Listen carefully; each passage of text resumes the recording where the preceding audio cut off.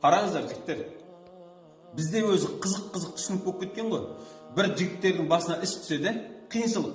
Жұмысында бір нәрсе жүрмей жатыр, не болмаса бір әйтеуір бір нәрсе жоғалтты, бір нәрсе ары жасайды, болмайды. Жұмысты бері жасайды, болмайды. Сол кезде не дейді? Алла мені сынап жатыр. Байқайсыздар ма, осындай болған ғой? Алланың сынағы көбейіп кетті. Алла мені сынап жатыр деп ше. Қызық. Сіз басыңызға іс түскен кезде Алла сізді сынап жатыр.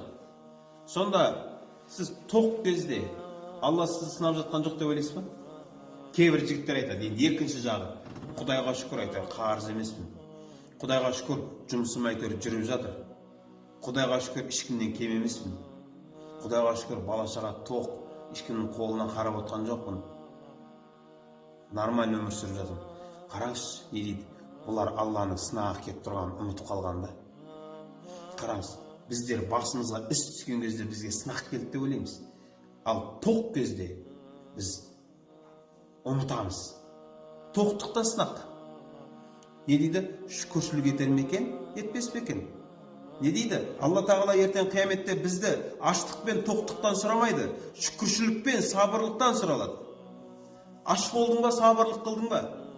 Тоқ болдың ба, шүкірлік қылдың ба? Жаныңа бере алдың ба, жоқ әлде тек қана міндет қылдың ба? Менде бар, сенде жоқ деген сияқты.